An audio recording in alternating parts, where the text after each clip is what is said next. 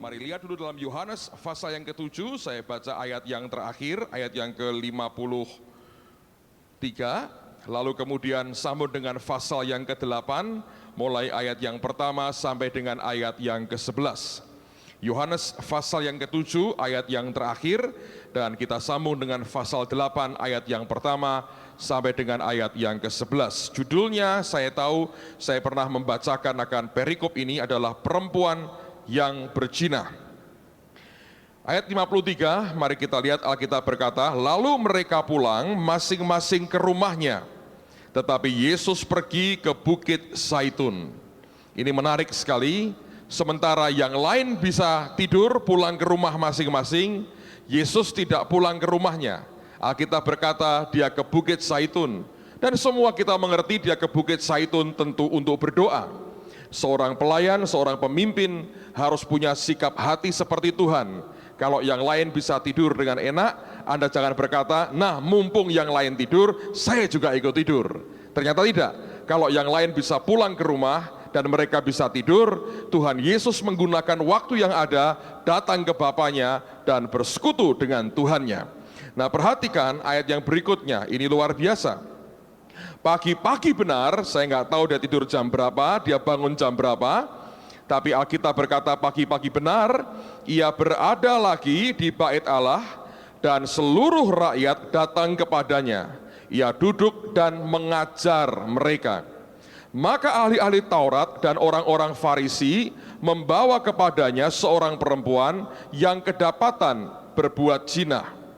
Mereka menempatkan perempuan itu di tengah-tengah, lalu berkata kepada Yesus, Rabi, perempuan ini tertangkap basah ketika ia sedang berbuat zina. Musa dalam hukum Taurat memerintahkan kita untuk melempari perempuan-perempuan yang demikian. Apakah pendapatmu tentang hal itu? Mereka mengatakan hal itu untuk mencobai dia, supaya mereka memperoleh sesuatu untuk menyalahkannya. Tetapi Yesus membungkuk lalu menulis dengan jarinya di tanah. Dan ketika mereka terus-menerus bertanya kepadanya, ia pun bangkit berdiri lalu berkata kepada mereka, barang siapa di antara kamu tidak berdosa, hendaklah ia yang pertama melemparkan batu kepada perempuan itu. Lalu ia membungkuk pula dan menulis di tanah. Tetapi setelah mereka mendengar perkataan itu, pergilah mereka seorang demi seorang, mulai dari yang tertua. Akhirnya tinggallah Yesus seorang diri dengan perempuan itu yang tetap di tempatnya. Lalu Yesus bangkit berdiri dan berkata kepadanya, hai perempuan, di manakah mereka? Tidak adakah seorang yang menghukum engkau? Jawabnya, tidak ada Tuhan. Lalu kata Yesus, aku pun tidak menghukum engkau. Pergilah dan jangan berbuat dosa lagi mulai dari sekarang. Saya mau ajak kita memperhatikan akan kisah ini dari satu sudut atau angle yang berbeda, atau angle yang berbeda yang seringkali tidak diperhatikan oleh banyak orang percaya. Alkitab mengatakan ada dua kelompok orang yang datang kepada Yesus, menyeret akan seorang wanita yang kedapatan tertangkap basah berbuat zina. Nah, kelompok ini adalah, yang pertama adalah kelompok orang-orang Farisi, yang kedua adalah kelompok ahli-ahli Taurat. Nah, siapa orang Farisi dan siapa ahli Taurat? Hari ini kalau kita mendengar istilah mereka, langsung kita berpikir yang negatif tentang dua kelompok ini. Tapi tahukah Anda bahwa sesungguhnya kelompok ini adalah kelompok orang-orang yang pada mulanya punya niat yang baik dalam hidupnya. Minimal mereka ingin supaya Tuhan disukakan melalui kehidupannya. Orang Farisi adalah kelompok orang-orang Yahudi yang ingin memisahkan dirinya dari pengaruh dunia. Sehingga mereka membentuk masyarakat tersendiri, komunal, bahkan mereka tinggal dalam sebuah masyarakat yang terpisah dengan masyarakat pada umumnya. Mereka mencoba berkata, aku tidak mau bergaul dengan orang lain, supaya aku tidak tercemari oleh perbuatan mereka. Nah, mereka memisahkan diri, membentuk suatu masyarakat yang tersendiri pula, dan mereka menjalankan aturan agama yang jauh lebih berat dibandingkan orang-orang kebanyakan. Ingat, mereka ini tujuannya satu pada mulanya. ingin sekali hidup mereka tidak dicemari dengan dunia ini, sehingga mereka memisahkan dirinya dan tidak mau bergaul dengan orang lain. Bahkan mereka menjalankan aturan agama yang jauh lebih berat dibandingkan orang-orang kebanyakan. Itu pun di antara mereka terbagi dalam berbagai mazhab atau kelompok-kelompok yang tingkat keekstriman menjalankan liturgi agama mereka itu sangat berbeda. Rasul Paulus bekas bagian dari mereka dan menjalankan mazhab yang paling keras dari antara orang-orang Farisi. Jadi kalau Anda mengerti, ini sebetulnya bukan kelompok penjahat pada mulanya. Ini kelompok orang-orang yang ingin melakukan sesuatu untuk menyukakan hati Tuhannya. Mereka sampai memisahkan diri dengan orang lain supaya jangan tercemar oleh perbuatan orang-orang sekitarnya. Mereka menjalankan aturan agama mereka lebih keras dibandingkan orang lain. Kalau yang lain doa sekian waktu, sekian kali setiap hari, dia tambahi sekian kali. Kalau yang lain puasa sekian hari, dia tambah puasanya. Segala aturan yang Tuhan perintahkan di Taurat, mereka tambahi peraturannya, memperberat peraturan untuk mereka coba jalankan sendiri. Bayangkan, ini pertama-tama bukan kelompok orang jahat, tapi orang-orang yang punya niatan yang baik. Siapa ahli Taurat? Tentu orang-orang yang mengerti akan Taurat, orang-orang yang belajar akan hukum Taurat, orang-orang yang punya pengetahuan yang memadai akan firman Tuhan, akan Taurat Tuhan. Pasti mereka bukan orang jahat. Tidak ada orang yang jahat lalu kemudian sekolah untuk belajar Taurat atau firman Tuhan. Pasti mereka juga orang yang cinta akan Tuhan. Pasti mereka juga orang yang rindu baca firman Tuhan. Mungkin tidak sehebat Bobby bacanya dalam sekian bulan seluruh Alkitab, Kejadian sampai Wahyu itu selesai. Menurut saya banyak pendeta kalah dengan dia soal baca Alkitabnya, ya toh. Tapi saya tidak berkata Bobby ahli Taurat, mungkin belum saudara. Dia pelaku firman, saya berkata begitu. Nah, ini yang terjadi sebetulnya. Dua kelompok yang tadinya memulai sesuatu dengan niatan yang baik, bukan niat yang jahat, niatan yang baik. Mengapa kemudian mereka sampai tega menyeret seorang perempuan yang memang tertangkap tangan sedang berbuat zina, dibawa, dipermalukan di depan orang banyak, dibawa ke Yesus, bukan untuk mereka menjalankan akan hukum Musa. Karena sebetulnya zaman Romawi, orang Yahudi dilarang merajam sesuai dengan hukum mereka. Mereka semua ikut aturan Romawi sebetulnya. Beberapa kali sembunyi-sembunyi mereka lakukan, atau daripada Roma ribut dengan mereka, dibiarkan beberapa kali. Tetapi sebetulnya hakikatnya itu bukan sesuatu yang dengan bebas mereka bisa lakukan. Tapi mengapa orang-orang ini yang begitu baik niat awalnya bisa berubah jadi kelompok orang-orang yang begitu jahat, dan 20 abad setelah itu tetap mereka dikenal sebagai orang-orang yang jahat hatinya dan licik pikirannya dan sangat buruk tindakannya.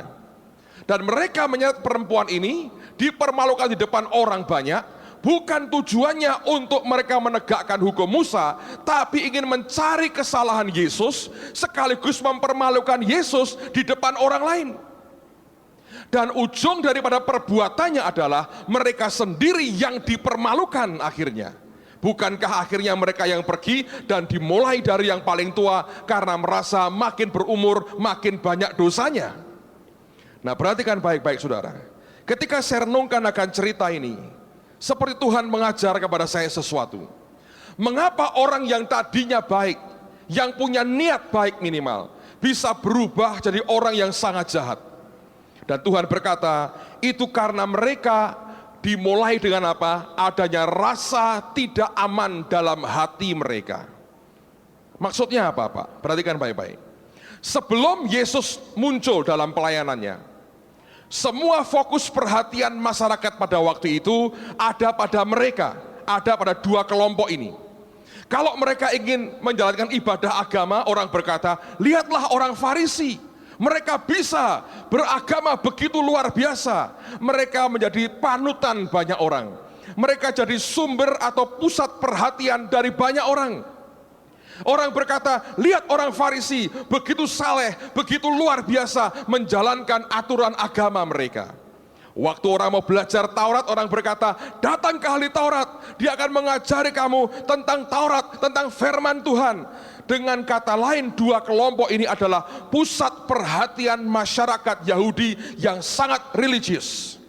Itu sebelum Yesus muncul dalam pelayanannya. Tetapi suatu kali, ada seorang yang bernama Yesus, yang belum terlalu tua, umur baru kira-kira 30 tahun, tiba-tiba dia muncul, dan kemudian dia mengajar banyak orang, dan Alkitab berkata, masyarakat Yahudi berkata, dia tidak mengajar seperti ahli Taurat kita, dia mengajarnya berbeda, ada kuasa Tuhan yang luar biasa. Dan bukan hanya mengajarnya penuh dengan urapan, bagaimanapun Yesus itu firman. Kalau dia ngomong dirinya sendiri, tidak ada orang bisa mengalahkan dia. Apalagi manusia ngomong tentang dia, karena dia ngomong tentang dirinya sendiri. Jelas gak mungkin ada orang lain bisa mengalahkan khotbahnya. Ditambah lagi, Yesus bukan cuma ngomong tok, dia demonstrasikan kuasa Tuhan yang luar biasa. Orang buta dia buka matanya, dicelikkan matanya. Orang tuli bisa mendengar, orang bisu berkata-kata, orang lumpuh dibuat melompat dan menari, dan yang mati dibangkitkan. Bayangin, orang lapar dikasih roti dan ikan. Memang ada orang bertanya, minumnya apa Pak?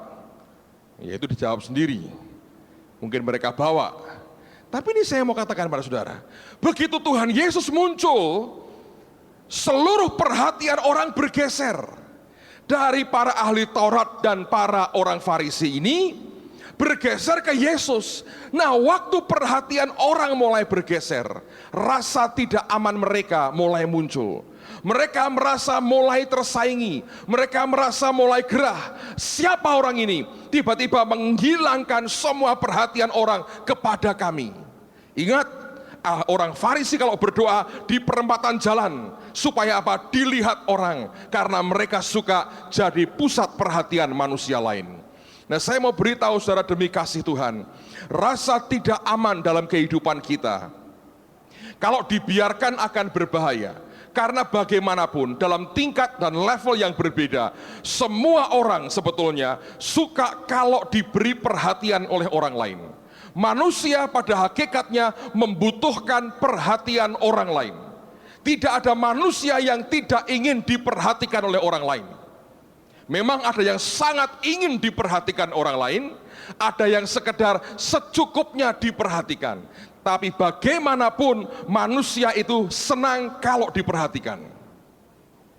Kalau Anda lihat di jalan raya, seringkali saya cerita, beberapa anak muda naik motor, knalpotnya dipotong supaya bunyi toh? Tahu? Wah, kenapa kok supaya bunyi? Diperhatikan orang lain. Kenapa kok tidak biarkan halus? Kalau halus tidak ada orang memperhatikan. Benar nggak, saudara? Apapun yang dibuat orang sebetulnya ada tujuan supaya orang menoleh ke dia. Perempuan-perempuan seringkali dandanannya luar biasa. Roknya, bahannya omanya yang sudah turahan dipakai. Loh kok pendek? Ya ini turahannya oma, ini tak, jariknya oma tak pakai. Bahannya kurang, pendek.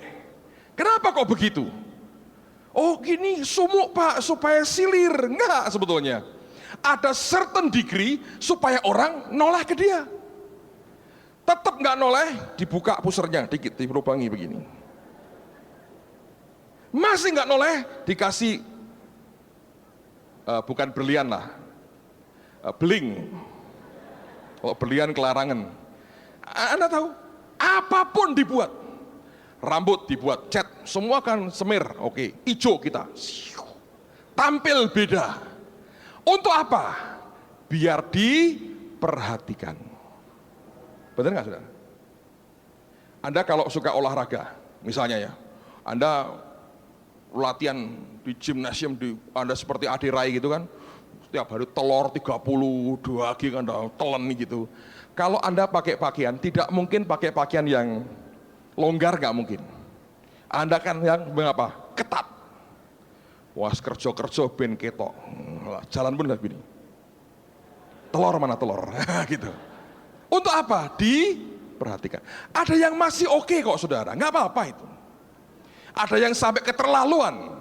Tapi pada dasarnya semua orang membutuhkan perhatian dari manusia. Kalau Anda mendapatkan itu dalam ukuran yang cukup memadai, it's okay. Tetapi kalau kemudian dalam kehidupan kita, tiba-tiba perhatian itu mulai hilang. Terutama dari mereka yang ingin Anda melihat memperhatikan saudara, itu mulai bergeser. Itu akan menimbulkan iritasi di dalam hati kita. Hati kita ini bisa merasa, aku tidak dianggap lagi, aku disepelekan lagi. Dan kalau dibiarkan, itu bisa merusak akan hati kita. Dalam tingkatan yang berbeda-beda, semua orang membutuhkan perhatian dari orang lain. Saya berkata itu bukan dosa, tetapi jangan biarkan diri kita terobsesi untuk mendapatkan perhatian dari manusia lain. Dan ketika kita tidak mendapatkannya, kita begitu marah sampai merusak akan hati kita, sehingga muncul kejahatan dalam batin kita. Di perjanjian lama ada kisah yang akan saya bacakan buat Anda. Ini menarik sekali. Coba lihat 1 Samuel pasal yang ke-18. Ada orang yang bernama Saul yang mengalami akan hal seperti ini. 1 Samuel pasal yang ke-18. Lihat pada ayat yang ke-6 sampai dengan ayat yang ke-11. Alkitab berkata, 1 Samuel pasal 18 ayat yang ke-6. Tetapi pada waktu mereka pulang ketika Daud kembali sesudah mengalahkan orang Filistin itu, keluarlah orang-orang perempuan dari segala kota Israel menyongsong Raja Saul sambil menyanyi dan menari dengan memukul rebana, dengan bersukaria dan dengan membunyikan gerincing. Dan perhatikan, perempuan yang menari-nari itu menyanyi berbalas-balasan. Jadi ini bukan lagunya sama tapi dipecah suaranya. Ini suara 1, 2, 3, 3,5, 4,5. Loh, kok ada 3,5 ya, rotok fales itu 3,5. Bukan sebetulnya. Tapi ini dua kelompok yang berbalas-balasan. Menurut saya, Alkitab tidak menjelaskan. Dua kelompok, satu kelompok ibu-ibu dan oma-oma, yang kedua kelompok remaja putri. Yang ibu-ibu dan oma-oma ini fans beratnya Raja Saul, ya kan? Fans berat Raja Saul. Lalu mereka nyanyi nih, oma juga ikut nyanyi nggak apa-apa, pakai rebana. Lalu berkata begini, nah, karena sudah tua, kurang pinter matematika, ilmunya lebih canggih yang muda kan, kalau ngitung nggak bisa terlalu banyak digitnya, terlalu banyak nolnya nggak bisa. 1.000 sudah banyak. Dulu, zaman dulu, oma kalau beli sesuku, setalen itu laku. 1.000 sudah banyak. Zaman Bung Karno, uang dipotong, katanya begitu. Jadi segala macam lah kalau Anda perhatian ya. Jadi dulu itu mereka nyanyi menurut saya. Karena nggak bisa ngitung terlalu panjang, kan pusing. Nyanyinya, Saul mengalahkan beribu-ribu. Buat mereka sudah banyak itu ribuan. Bayangin oma satu berperang pakai pedang, ngalahkan orang Filistin satu aja susah, gitu. Beribu-ribu buat mereka sudah luar biasa. Nah, cucu-cucu mereka lebih pinter, ngerti matematika, ngerti aljabar, segala macam toh, fisika, yang mumet-mumet kimia, yang tidak masuk akal menurut saya itu, segala macam itu. Nah, mereka tidak mau kalah sama oma-omanya. Ketika oma-omanya nyanyi, ada fans beratnya Daud. Siapa itu? Perempuan-perempuan yang belum kawin, yang naksir sama Daud. Ini kok kelihatan yang ganteng, masih muda, wajahnya cute, imut-imut, kemerah-merahan, pinter perang, menangan lagi. Daripada Saul sudah tua, sudah punya istri, punya anak. Itu fans beratnya oma, nggak apa-apa. Tapi ini buat kami. Mereka membentuk namanya Daud Fans Club. Luar biasa nih. Lalu mereka dengar omanya nyanyi, Saul mengalahkan beribu-ribu, nggak terima cucunya, disauti, tetapi Daud berlaksa-laksa, laksa itu puluhan ribu. Nah, Saul mendengar itu. Nah, perhatikan apa yang terjadi. Ayat yang berikutnya, ayat yang ke-8. Ayat 7 dulu. Dan perempuan yang menari-nari itu menyanyi berbalas-balasan, katanya, Saul mengalahkan beribu-ribu musuh, tetapi Daud berlaksa-laksa. Lalu perhatikan, bangkitlah amarah Saul dengan sangat. Mengapa kok marah? Karena perkataan itu. Alkitab berkata, dan perkataan itu menyebalkan hatinya, sebab pikirnya, kepada Daud diperhitungkan mereka berlaksa-laksa, tetapi kepadaku diperhitungkan beribu-ribu. Terus ini ujungnya, akhir-akhirnya apa yang ribut? Jabatan raja itu pun jatuh kepadanya. Ujungnya rebutan apa? Jabatan. Dia merasa tidak aman dengan jabatannya. Karena ketika melihat rakyat mulai berpihak ke Daud, itu menciptakan rasa tidak aman. Sehingga dia sangat marah dan dia begitu khawatir dan akhirnya berkata, akhir-akhirnya jabatan raja itu pun jatuh kepadanya. Sejak hari itu maka Saul selalu mendengki Daud. Nah, begitu kedengkian di hati muncul, setan langsung bertindak. Ayat berikutnya, nggak tunggu 2 hari saudara, keesokan harinya roh jahat yang daripada Allah itu berkuasa atas Saul, sehingga ia kerasukan di tengah-tengah rumah. Sedang Daud main kecapi seperti sehari-hari. Adapun Saul ada tombak di tangannya. Nah, orang yang sudah mulai kepahitan, sudah mulai benci, yang dibawa bukan lagi kecapi untuk memuji Tuhan, yang dibawa tombak. Siapa mendekat akan kena ujungnya. Ada orang yang kalau ngomong celekit, kamu kok bawa tombak toh? Biasa, Saul katanya gitu. Karena sebetulnya ada yang keliru di hatinya. Ada sesuatu yang sudah mulai menggerogoti kemurnian hatinya. Sudah teriritasi batinnya. Dan ayat berikutnya kita berkata, akhirnya akan terjadi juga Saul melemparkan tombak itu karena pikirnya, baiklah aku menancapkan Daud ke dinding. Tetapi Daud mengelakkannya sampai 2 kali.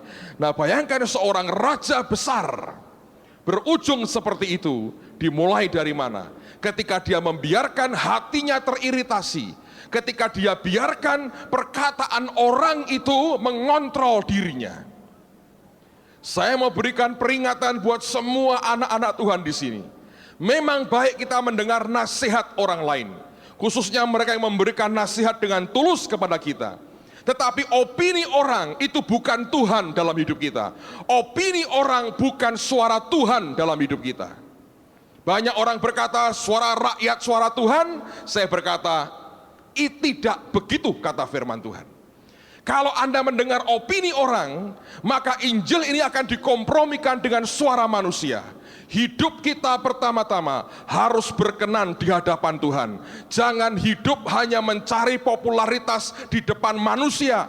Jangan hidup hanya mencari apa kata orang tentang kita. Kalau kita hidup sekedar mencari kesukaan manusia lain, tidak pernah kita bisa menyukakan akan hati Tuhan kita. Dan akhirnya apa? Hidup kita akan diombang-ambingkan oleh apa kata orang. Dan kita dengan gampang berubah karena orang selalu berubah cara berpikirnya. Dan yang mereka ingini selalu berubah. Saul mengalami. Dia biarkan hatinya teriritasi. Dia biarkan hatinya itu rusak oleh karena perkataan orang. Muncul dengkinya. Takut jabatannya akhirnya bergeser. Dan saya mau katakan ini terjadi pada semua orang di setiap level kehidupan kita. Dalam rumah tangga hal yang sama terjadi. Kalau istri mulai cemburu dengan suami, dia mulai khawatir jabatan permaisuri dalam keluarga akan digantikan orang lain. Ya tak, saudara? Alkitab berkata, hendaklah kamu setia kepada istri pada masa mudamu. Tapi kalau istri sudah ketakutan, bacanya bisa salah. Hendaklah kamu setia pada istri mudamu. Lalu kita ketakutan. Wah, Alkitab ngajar nggak benar katanya. Ketika dibaca, kata padanya kita hilangkan. Anda tahu kenapa bisa begitu? Oleh karena kita ketakutan sendiri. Saya percaya setiap istri diberi kepekaan oleh Tuhan untuk bisa menolong suaminya jangan sampai jatuh dalam dosa. Begitu ada gejala yang tidak beres, Anda diberi peringatan, radarmu mulai bunyi, lihat akan gelagat suami yang mulai aneh, engkau bisa mulai merasa sebetulnya. Tapi saya mau katakan, jangan gunakan segala cara apapun untuk engkau bisa menghentikan semua itu dengan kekuatanmu, saudara. Ketika radarmu mulai berbunyi, datang ke Tuhan, sembahyang, doakan suamimu. Jangan biarkan rasa cemburu itu akhirnya menghanguskan dirimu sendiri. Karena satu, itu mungkin baru permulaan awal radarnya mulai bunyi dan belum sampai terjadi apa-apa. Yang kedua, mungkin karena engkau dikuasai roh cemburu, tidak terjadi apa-apa sebetulnya, keluar dari ketakutanmu sendiri. Tapi seandainya memang terjadi akhirnya, kenyataan pahit terjadi, jangan biarkan rasa cemburu itu menghancurkan dirimu sendiri. Saya pernah melayani satu ibu yang sudah dying, sudah mau mati karena kanker menjalar seluruh tubuhnya. Tuhan beritahu saya dia sakit hati dengan suaminya. Saya berkata, ibu sakit hati dengan suami. Betul. Dulu zaman susah kami sama-sama, sekarang kami kaya, dia nyeleweng dengan perempuan lain. Aku yang terima makan susahnya, orang lain makan enaknya. Saya berkata, ibu harus mengampuni. Tidak mau, Pak. Saya bawa mati dendam saya ini. Saya bilang, Alkitab berkata kamu tidak mengampuni, kamu nggak bisa diampuni. Saya bila berkata, terserah, saya pokoknya tidak mau mengampuni, saya bawa mati. 2 hari kemudian teriak-teriak kesakitan, mati. Kira-kira kemana rohnya? Konyolnya begini, nggak lama kemudian suaminya bertobat, lahir baru, penuh Roh Kudus. Dan karena istrinya sudah mati, boleh kawin lagi nggak? Boleh tak? Suaminya yang sudah bertobat ini ketemu perempuan lain yang cinta Tuhan, kawin hidup bahagia.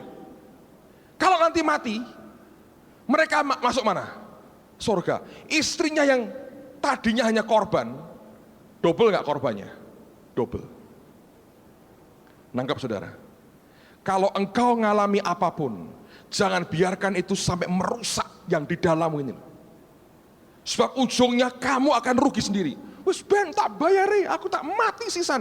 Matimu tidak menyelamatkan manusia lain. Kematian dan kebangkitan Kristus yang menyelamatkan saudara. Anda dan saya tidak dipanggil jadi juru selamat dunia. Yesus Kristus yang sudah bayar buat kita. Tapi seringkali karena sakit hati, iritasi, luka di dalam dibiarkan terus menguasai kita. Akhirnya rusak kehidupan kita. Saya berdoa dalam nama Tuhan Yesus, buang semua kebencian, buang semua dendam. Yang tidak perlu buang sampah itu. Yang penting hatimu melekat ke Tuhan. Biarkan pemulihan Tuhan yang mengerjakan atas kehidupan kita. Amin, saudara. Dalam keluarga juga sama. Kalau Anda tahu akan ilmu pendidikan anak, ada istilah sindrom anak kedua. Itu gini, saudara. Suami istri kawin, punya anak pertama. Ya, anak pertama kan biasanya happy. Kalaupun yang paling parah begini, anak pertama perempuan. Lalu orang tua berkata, ya sudahlah, laki perempuan sama aja. Karena baru anak pertama perempuan. Kalau sudah 8 anak perempuan semua, Anda akan berdoa, laki Tuhan, laki. Loh, laki perempuan kan sama aja. Ya tapi sudah 8 perempuan, Anda akan minta laki. Terutama orang timur, karena merasa laki itu adalah putra mahkota katanya. Mahkotanya siapa tidak jelas juga, tapi putra mahkota membawakan legasinya akan turun ke anak laki. Di Cina bahkan kalau ada, katanya di banyak desa kalau lahir anak perempuan dibuang, dibunuh. Jahat sekali manusia ini. Nah, lalu kemudian ketika anak perempuan kan semua perhatian tertuju kepada si baby ini. Semua perhatian tertuju kepada anak pertama. Tiba-tiba entah bagaimana istilahnya orang, kebobolan, kecolongan, hamil lagi istrinya. Wah, belum siap. Mau digugurkan tidak berani karena membunuh, dan memang membunuh itu. Ditahan. Oke, biar lahir. Lahir lagi, perempuan lagi. Nah, perhatian mulai terbelah. Si bayi hanya bisa nangis, kakaknya sudah mulai ngomong. Lucu-lucunya. Bayinya jengkel-jengkelkannya. Tiap jam 1 bangun nangis. Nah. Kalau pagi yang ciciknya ketawa-ketawa lucu. Perhatian kemana? Iki lho anak lak wedok ngene iki nyebelke. Yang kedua, baru umur sekian bulan, karena ini aktivitasnya luar biasa dalam rumah itu, hamil lagi, nekat tenan. Kali ini laki. Saya mau tanya, yang terabaikan yang nomor berapa? Nomor 2. Di banyak keluarga ini sering terjadi. Jadi Anda yang anak nomor 2, hati-hati, ada sindrom anak kedua. Wah, itulah penyakit saya Pak selama ini rupanya. Lah bertobat toh, Anda dikasih Yesus sama seperti yang lain. Nah, dengarkan baik-baik. Sering kali itu menimbulkan masalah dalam keluarga. Ya kan? Papahnya berkata, oh ini loh anakku, laki ini. Wah, mamahnya berkata, ini anak pertama. Yang kedua, ini pernah saya alami saudara. Bukan saya ngalami, saya lihat sendiri di satu kota di Jawa Tengah. Suami istri punya anak 3. Berantem, mau cerai. Bapaknya berkata, anak dibagi. Anaknya 3 loh. Istrinya berkata, bagi juga, boleh. Bapaknya berkata, anak pertama ikut saya. Mamanya bilang, yang terakhir masih bayi, ikut saya. Yang kedua bingung, lah saya ikut siapa? Ini serius. Saya mendorong bapak-bapak semua, kepala rumah tangga, bijaksana dalam urusan ini.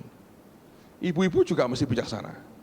Sabtu depan ini ada panel bagus sekali, ratapan anak tiri.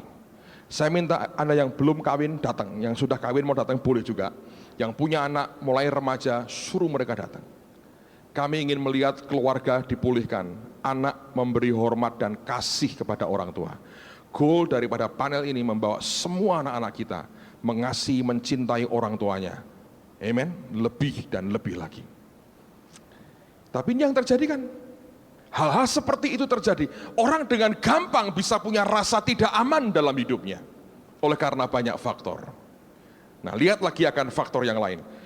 1 Korintus pasal yang ke-12. 1 Korintus pasal yang ke-12.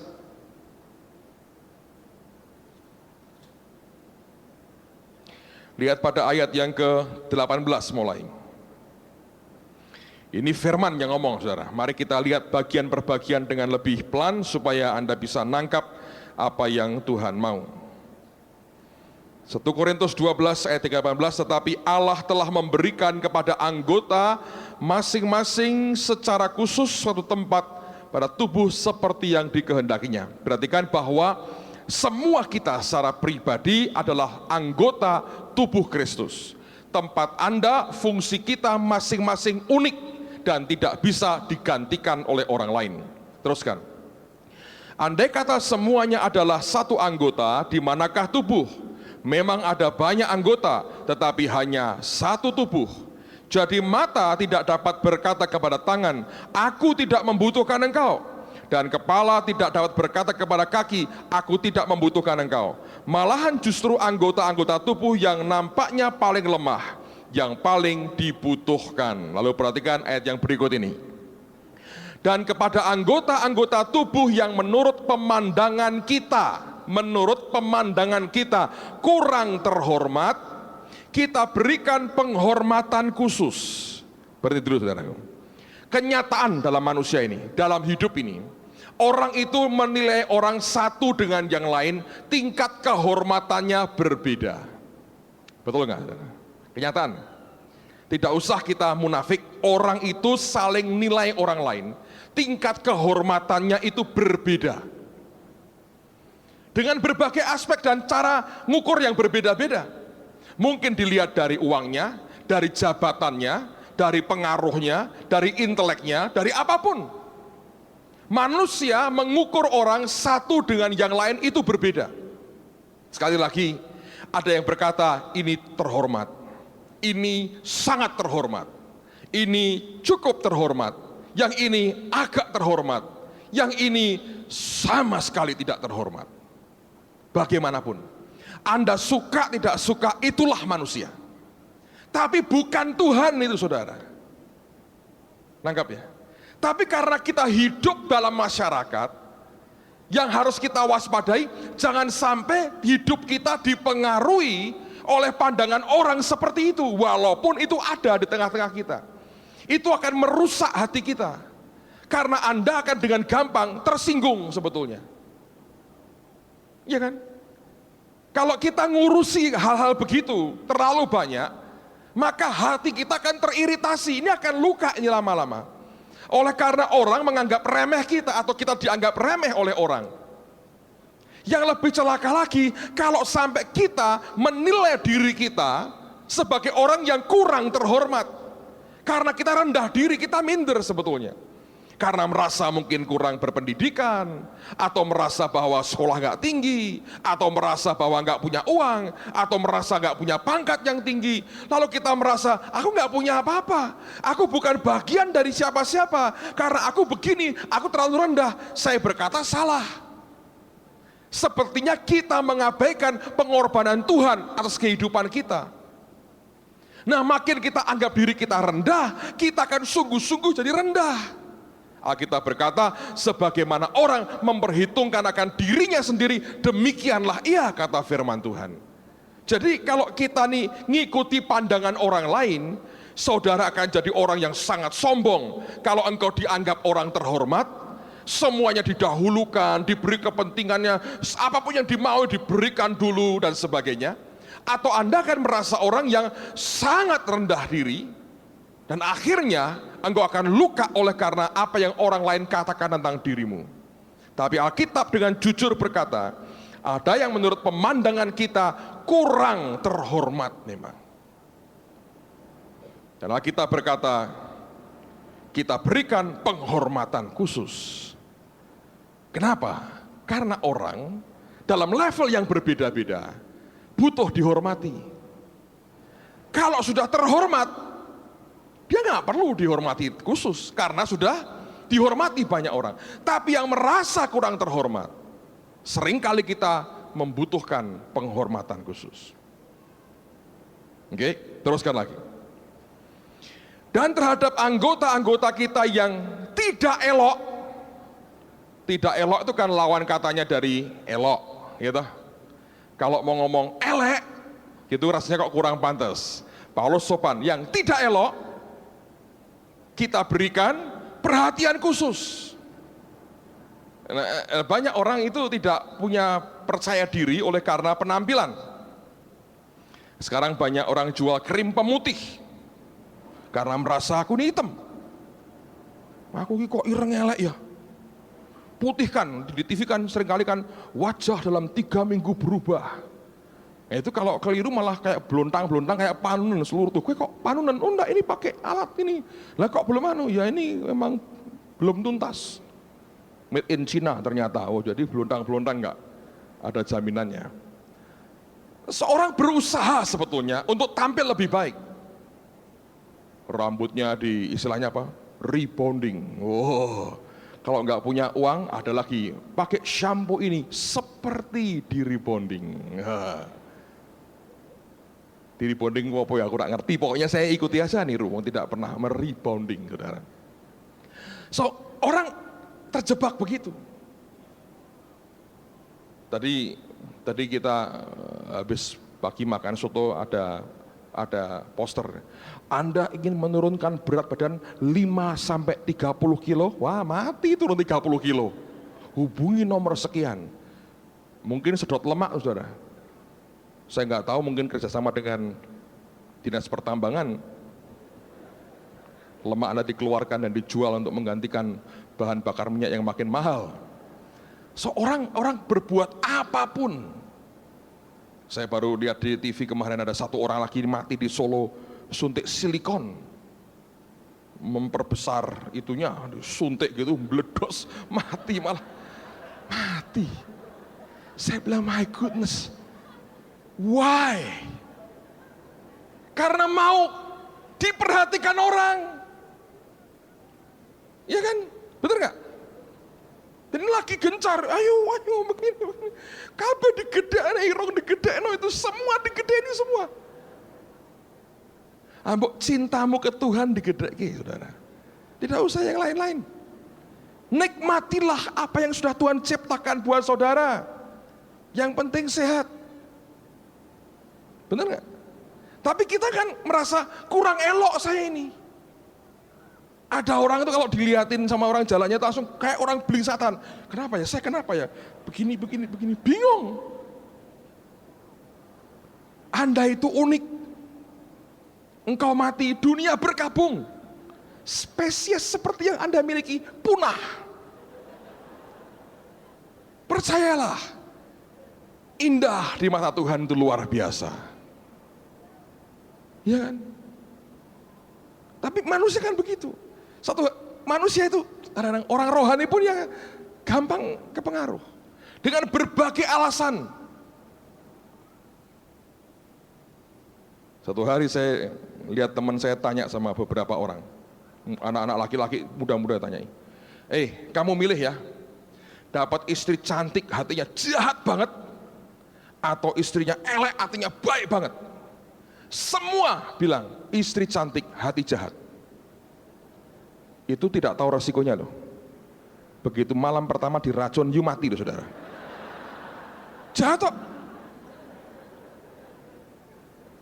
Tapi mereka begini alasannya, Pak, kalau orang cantik jahat bisa bertobat, hati jadi baik. Orang jelek bertobat tetap. Kurang ajar tak? Yang tidak diperhitungkan itu, begitu habis pesta kawin diracun, mati loh. Wong jahat kok. Tapi ini menunjukkan sebetulnya ada ukuran-ukuran parameter manusia yang sangat mempengaruhi kita. Tentu saya tidak berkata bahwa saudara-saudara ora usah adus. Itu parfum natural. Bau aroma Anda itu luar biasa ya. Masuk gereja langsung 3 menit pingsan semua. Saya nggak berkata begitu, tapi jangan hidup kita dipengaruhi oleh apa kata orang. Model rambut diganti, lagi model keribu, semua sak gereja keribu semua, brokoli semua, jaisim semua, masa begitu sih? Kangkung semua, masa begitu? Sepantasnya, dengan rasa aman dan nyaman aja. Ya memang jangan dablek, aku rak gematus, ya jangan begitu. Mengganggu orang lain sebetulnya. Tapi saya berkata kepada saudara, jangan juga hidup kita dikontrol oleh pandangan dunia tentang siapa kita. Kembali ke firman dan biarkan kita tetap indah dalam pandangan Tuhan. Amen, saudara. Di rumah tolong baca, lanjutkan, ini indah sekali. Nah, di samping hal-hal tadi ada satu hal lagi yang membuat orang itu bisa jahat sekali karena rasa tidak aman ini. Buka Matius 6. Kita akan segera selesai. Matius pasal yang ke-6. Matius pasal yang ke-6. Lihat mulai ayat yang ke-25. Matius 6 ayat yang ke-25. Matius 6, 25. Judulnya hal kekhawatiran. Karena itu aku berkata kepadamu, janganlah khawatir akan hidupmu dan akan apa yang hendak kamu makan atau minum, dan janganlah khawatir pula akan tubuhmu, akan apa yang hendak kamu pakai. Mau berlian, mau beling, mau apa, tenang aja, mau plastik, mau emas putih, emas kuning, emas Agus juga enggak apa-apa, saudara, sembarang. Pokoknya jangan khawatirlah. Bukankah hidup itu lebih penting daripada makanan dan tubuh itu lebih penting daripada pakaian? Pandanglah burung-burung di langit yang tidak menabur dan tidak menuai dan tidak mengumpulkan bekal dalam lumbung, namun diberi makan oleh Bapamu yang di surga.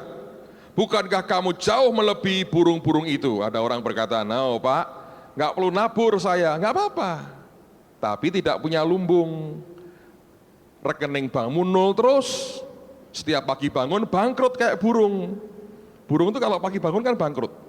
Mana burung ada persediaan makanan? Nggak ada tuh, bangkrut tiap hari. So jangan kayak burung, karena kita lebih baik dari burung sebetulnya. Oke, ayat berikutnya.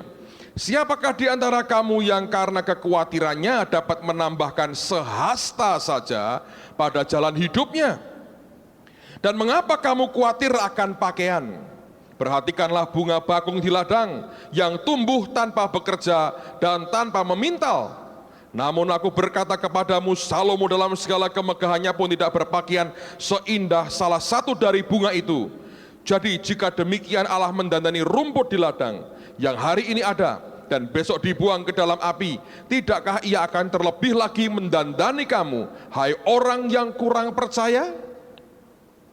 Sebab itu janganlah kamu khawatir dan berkata, apakah yang akan kami makan, apakah yang akan kami minum, apakah yang akan kami pakai. Semua itu dicari bangsa-bangsa yang tidak mengenal Allah. Akan tetapi, perhatikan, Bapamu yang di surga tahu bahwa kamu memerlukan semuanya itu. Ini berita baiknya, Bapa di surga tahu kita memerlukan semuanya itu. Tetapi, ini ayat yang sangat populer sekali, carilah dahulu kerajaan Allah dan kebenarannya, maka semuanya itu akan ditambahkan kepadamu. Artinya, dia berkata begini, kalau semua kebutuhanmu di dunia ini kamu ingin beres, tidak khawatir lagi, cari dulu kerajaan Allah dan kebenarannya, maka semuanya itu akan ditambahkan kepadamu. Artinya dia berkata begini, kalau semua kebutuhanmu di dunia ini kamu ingin beres, tidak khawatir lagi, cari dulu kerajaan Allah dan kebenarannya, maka semuanya akan ditambahkan kepadamu. Artinya apa? Yang Tuhan perintahkan kepadamu kamu lakukan, yang Dia tugaskan kamu kerjakan saja. Ketika engkau cari kerajaan Allah dan kebenarannya, semuanya akan ditambahkan padamu. Indah sekali.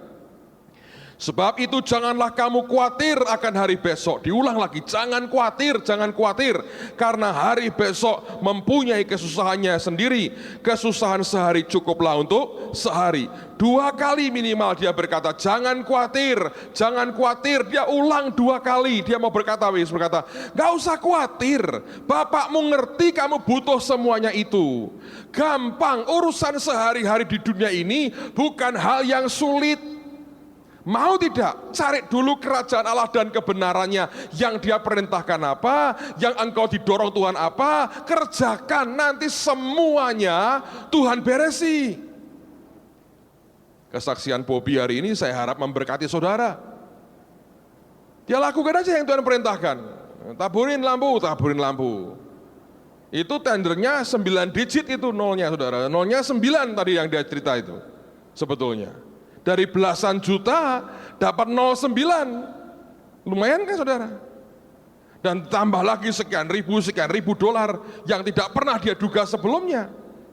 Kok bisa begitu gampang? Banyak simple. Dia lihat ada kebutuhan, dia berkata aku lakukan bagianku, dikerjakan, simple jadi. Tuhan perintahkan tiap bulan kasih sekian sampai Holy Stadium jadi. Dia belum jadi, rumah sudah dikasih. Ya kan? Anda tahu, itu memang simple begitu.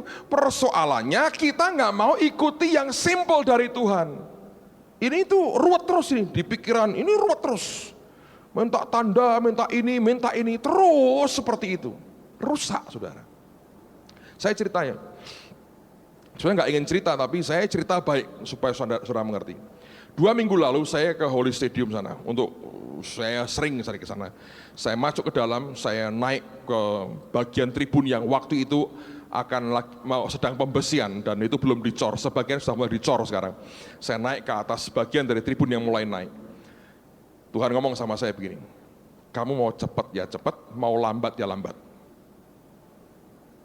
Wah, aku bilang, Tuhan kalau terlalu lama ya repot ini, pembangunan lama itu kita segera ingin lakukan sesuatu yang besar buat Tuhan dan saya ingin melihat jiwa-jiwa diselamatkan. Aku mau tepat dengan waktunya Tuhan. Kalau ini lama karena aku tidak berani melangkah, repot. Saya bilang, aku mau cepat Tuhan kalau Engkau berkata begitu. Begitu saya ngerti yang Tuhan katakan, saya langsung ini otak common sense, akal sehat, Kristen saya jalan. Ingat begini ya, kalau Anda banyak makan firman, pikiran kita itu dibasuh oleh firman dan diubah mindset, cara berpikir kita diubah seperti yang Tuhan mau. Sampai nanti kelak kita bisa ngomong seperti Paulus berkata, tetapi kami memiliki pikiran Kristus. Saya tidak berkata bahwa Tuhan berkata pada saya, kamu harus memberi. Saya enggak. Ini gerak, saya berkata, Tuhan, janji imanku aja belum genep. Memang dia minta gede. Saya baru kerjakan lumayan sih, sudah 3/4. Ini belum genep Tuhan. Dan aku nggak punya cukup uang cash yang cukup mantap untuk aku berikan untuk mulai memberi lagi akan apa yang Tuhan minta dari saya. Tapi tiba-tiba keluar aja perkataan. Dia selalu meminta apa yang ada padamu, ya kan? Apa yang di sini ada, Anda pernah dengar saya? Apa yang ada padamu? Keluar, saya lihat itu di rumah sebentar. Apa yang ada pada saya? Saya tahu langsung. Well, saya punya satu mobil yang bisa saya persembahkan buat Tuhan. Ada yang harus saya pakai, ada yang ini yang bisa saya berikan buat Tuhan. Saya nggak merasa dia berkata, berikan mobilmu. Enggak. Saya hanya berkata, saya pemimpin, saya pendeta di sini, dia ngomong begitu, saya nggak mau teriak-teriak kepada orang mari memberi, saya berkata, saya ngomong ke diriku, kamu harus berbuat apa? Kamu pemimpinnya, kamu yang terima firman, kamu yang terima visi, apa yang kamu pekerjakan? Saya bilang, oke, saya akan berikan mobil saya. Saya ngomong ke istri saya. Dia berkata, aku kok nggak merasa ada dorongan kuat seperti dulu. Nggak ada perasaan apa-apa. Saya bilang, well terserah, tapi saya merasa begini, kamu bagaimana? Dia berkata, tapi aku sejahtera, berikan nggak apa-apa. Nah, saya mau didik anak-anak saya juga ngerti hal ini. Saya kumpulkan mereka, satu hari saya berkata, Papa merasa Tuhan ngomong begini, dan Papa merasa ini yang harusnya kita sebagai hamba Tuhan dan keluarganya lakukan. Papa mau persembahkan mobil yang ini. Mereka setuju, yang pertama dan yang kedua berkata, ya Pak serahkan. Yang Samuel tentu dengan catatan, saudara. Yang calon anggota DPR setuju dengan catatan. Catatannya apa? Ganti Ferrari katanya. Bagus. Nanti ikut Formula 1 ya, saya bilang. Bagus, ganti Ferrari dengan cara apa? Beli posternya, tempelkan di kamarmu, tergenapi Ferrarinya. Ferrari masuk juar kan ya nggak lucu ya saudara ya, ora usah Ferrari. Nah, saya berkata begini, istri saya ngomong gini, kita ini memberi bukan mau ganti mobil. Kita melakukan yang kita harus lakukan karena kita mencintai Tuhan Yesus. Bukan karena kita mau ganti mobil. Ini bukan urusan ganti mobil. Ini urusan kita mau lakukan karena Tuhan. Well, anyway mereka setuju. Karena bagaimanapun akan berakibat buat aktivitas kami akan sedikit terganggu. Kalau hilang satu mobil kami, jadi akan terganggu. Akhirnya saya beritahu Pak Sugi, saya bilang saya mau persembahkan mobil ini. Singkat cerita laku sekian puluh juta. Dan yang beli tanya sama saya, Pak ini kalau harga sekian bagaimana? Saya bilang pantas enggak? Ya saya terima dari Tuhan sekian dan saya merasa itu sudah pantas. Saya berkata sampel lah dengan saya. Kalau nanti kamu bayar sekian itu ternyata kemurahan, tambah no. Kalau kemahalan, anggap aja kamu ikut korban, kan sama-sama bangun rumah Tuhan. Ya tahu segampang kok dengan saya. Kalau kemurahan tak tagih lagi, kemurahan tambahi 5 juta, 6 juta. Tapi kok Pak kelarangan Pak? Yes, kamu mengucap syukur, kamu ikut korban bangun rumah Tuhan. Legacy of your house ikut dengan kamu, saya berkata gitu. Sederhana kan saudara? Hidup itu dibuat yang enteng ya enteng. Saya berikan, saya saksi kepada saudara. Enggak sampai 5 hari. Kira-kira hanya 4 hari. Begitu lepasin mobil, hanya dalam 4 hari. Tuhan ganti saya, diberkati dengan lebih dari 2 kali lipat harga mobil itu saudara. Ada orang dari yang tidak kenal saya, ngasih sekian puluh juta. Ada orang lain ngasih giro saya, Pak ini buat Bapak, sekian puluh juta. Ada orang ngasih saya, ini buat keluarga Bapak ya, sekian puluh juta. Bingung saya. Terus saya bilang, ya mari, saya berkata, tak hitung gitu, loh double sudah. Nah ya, kok bisa gitu? Saya nggak mikir. Begitu masuk, saya sudah berkata sama istri saya, ini tidak semua buat kita. Sekian persen ini taburkan lagi. Supaya segera janji iman kita genap selesai. Saya berdoa Tuhan kalau boleh akhir tahun aku bisa selesaikan. Selesai, habis. Nanti lagi boleh nggak apa-apa, tapi ini selesai dulu. Jangan belum selesai sudah janji lagi yang lain. Selesaikan. Dan saya berkata, kok begitu gampang? Ya lakukan apa yang harus dilakukan lah. Simple aja. Saya nggak bohong, tanya istri saya. Saya heran, saya hitung itu, luar biasa. Saya masih berkata, marilah kepadaku yang letih lesu, uang di tempat lain yang letih lesu dan berbeban berat, aku memberikan kelegaan kepadamu. Legacy of your house. Simple kan saudara? Sederhana. Amen saudara. Nah sekarang teruskan lagi. Yesus ngomong soal khawatir akan kehidupan di dunia ini loh, ya.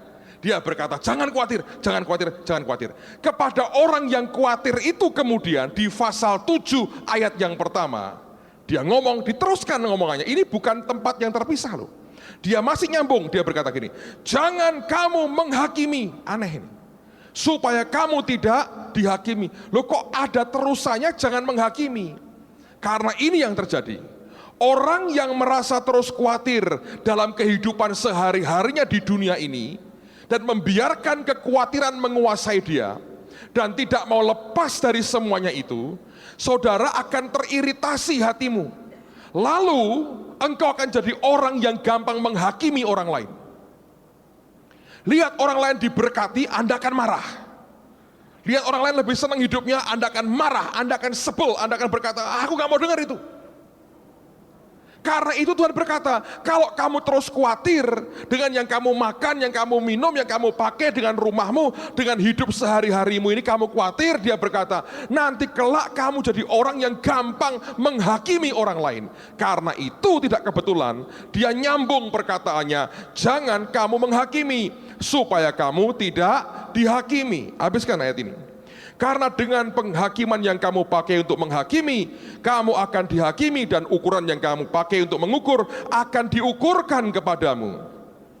Mengapakah engkau melihat selumbar di mata saudaramu, sedangkan balok di dalam matamu tidak engkau ketahui?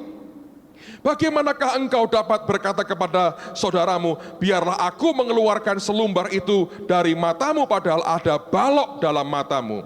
Hai orang munafik, keluarkanlah dahulu balok dari matamu, maka engkau akan melihat dengan jelas untuk mengeluarkan selumbar itu dari mata saudaramu. Tuhan berkata begini, kalau kamu biarkan kekhawatiran akan hidup sehari-hari di dunia ini, itu membuat iritasi hidupmu. Seorang hamba Tuhan berkata begini, Yesus berkata, kalau karena Injil dan karena aku, orang meninggalkan ladangnya, rumahnya, ayahnya, ibunya, saudaranya laki-laki, saudaranya perempuan, anak-anaknya.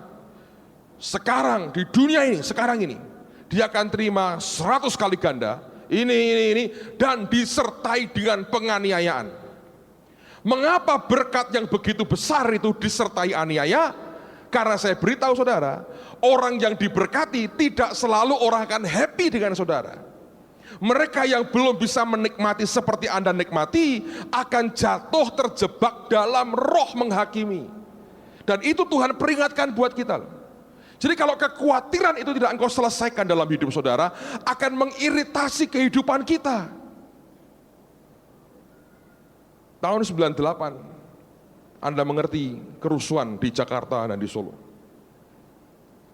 Saya terus terang saudara, saya lihat di televisi, orang masuk rumah orang, dibongkar begitu, keluarkan barang-barangnya, keluarkan mobilnya, dibakar begitu. Dengan teriak-teriak, ketawa-ketawa, senyum-senyum, dia tenteng TV-nya orang, barangnya orang, motornya orang. Beberapa konyol, ada seorang naik motor katanya, melihat rumah dijarah, dia masuk ke dalam, dia ngambil jarahannya, keluar motornya hilang saudara. Well, Tuhan juga adil dan berkata, ben dicipuk, roh malingnya masuk, diambil motornya. Jadi dia penjarah yang korban penjarahan. Herannya, bisa dengan ketawa-ketawa, dengan bangga, seluruh dunia menyaksikan bangsa kita menjarah saudaranya sendiri. Dengan nenteng ketawa-ketawa. Bangga, di TV dikeluarkan. Mereka tidak pernah ngerti sejak hari itu habis nama bangsa ini. Sampai hari ini saudara, sulit. Kita berharap dengan pemerintahan yang baru, bangsa ini akan lebih bermartabat sebetulnya. Kok bisa orang bisa begitu? Karena Anda tahu, mereka juga lapar sebetulnya. Tapi tidak pernah ada solusinya, karena mereka belum kenal Yesus. Tapi iritasi di hati itu menciptakan monster yang mengerikan, dan sudah tidak ada lagi perikemanusiaan. Anda bisa melihat itu dunia dengan semua kekejamannya. Saya kalau bayangin saya berkata heran sekali. Dari SD saya diajar, kita bangsa yang ramah, yang santun, yang bermartabat. Saya begitu yakin ini bangsa nomor 1 di dunia. Tapi saya masih ingat malam itu saya nonton TV, saya bengong, mulut saya ternganga, saya bilang, I can't believe it. Bisa begitu ya. Tapi kalau kita balik ke firman, bisa saudara. Ini warning buat semua kita. Pak, tapi saya mau selesai urusan saya. Ikuti dong petunjuk firman Tuhan. Cari dulu kerajaan Allah dan kebenarannya. Semua ditambahkan kepada saudara. Dan saya beritahu saudara, kita punya Tuhan yang senang melihat anak-anak dan hamba-hambanya diberkati oleh Tuhan, saudara. Saya mau ajak Anda mikir satu hal aja. Kelak di sana nanti, parkir kita disediakan 2,8 hektar hanya untuk tempat parkir, saudara. Kita tidak perlu markiri malaikat. Malaikat tidak usah parkir di luar. Mobil Anda perlu parkir di sana. Morris Cerullo yang ngomong sama saya tahun lalu. Dia berkata, tambahi tempat parkir. Saya bilang, saya bantah. Saya bilang, Dr. Cerullo, ini Indonesia, ini Semarang, bukan Los Angeles, bukan California. Kalau mereka 2 orang 1 mobil, 1 orang 1 mobil, kita ini 300 orang 1 mobil mungkin, sudah. Ini bukan California, ini bukan USA, ini Republik Indonesia. Lagi Krismon. Saya dilihat ini, bilang, kamu tidak ngerti yang saya omong. Tadi malam aku menuju ke sini, Tuhan beri aku penglihatan. Aku lihat mobil yang countless, tidak terduga di sekitar ini. Banyak sekali. Dia ngomong sama saya, ini tempat ini kamu, jemaat ini makmurnya nanti luar biasa kamu lihat. Saya beritahu saudara, it's so easy, begitu gampang sebetulnya. Anugerahnya diberikan buat kita. Saya mau katakan demi kasih Tuhan, saudara. Itu mudah.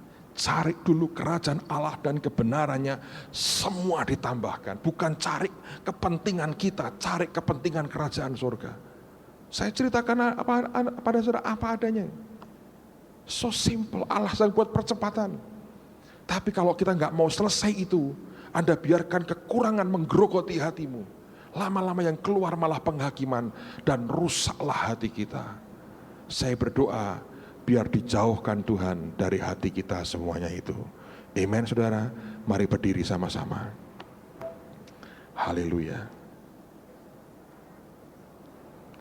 Rasa aman kita, jiwa kita yang aman hanya ada pada Kristus Tuhan kita.